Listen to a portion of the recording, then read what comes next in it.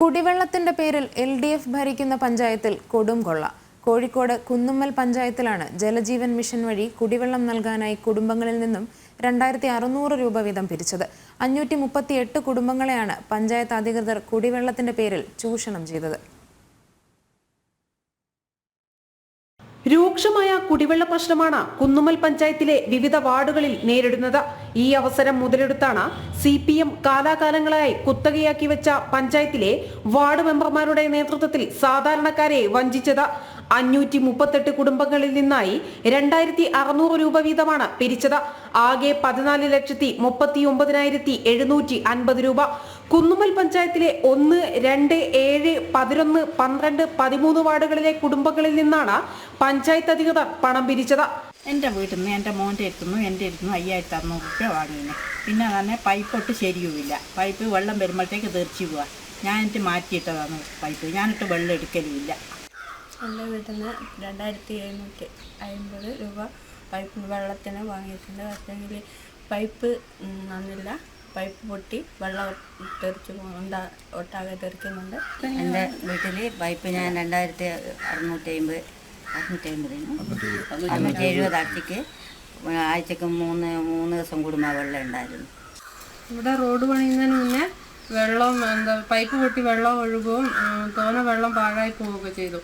പിന്നെ ഞങ്ങൾക്ക് പൈപ്പ് പറഞ്ഞാൽ അങ്ങനെ 2-3 ദിവസം കഴിഞ്ഞ് ഇടവിട്ട വെള്ളം കിട്ടുക.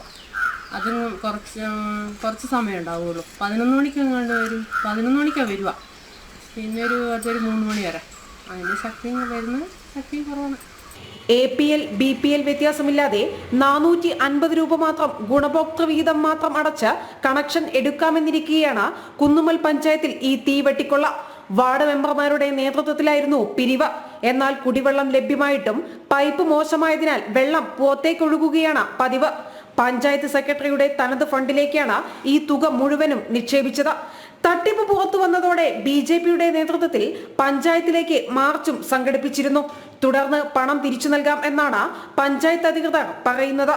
നമുക്കറിയാം, കുന്നുമ്മൽ പഞ്ചായത്തിനെ സംബന്ധിച്ചിടത്തോളം നിരവധി വർഷങ്ങളായി കാലാകാലങ്ങളായി അവിടെ CPM മാത്രമാണ് ഭരിച്ചുകൊണ്ടിരിക്കുന്നത്.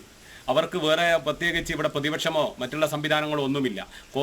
CPM എന്ന ഭരണ സംവിധാനം ഒരു ഏകാധിപത്യത്തോടുകൂടി ഭരണ സംവിധാനം തുടരുന്നൊരു മേഖലയാണ് ഈ കുന്നുമ്മൽ പഞ്ചായത്ത്. ആ കുന്നുമ്മൽ പഞ്ചായത്തിലാണ് ഈ 14 ലക്ഷത്തോളം രൂപയുടെ വലിയ രീതിയിലുള്ള അഴിമതി നടത്തിയിട്ടുള്ളത്.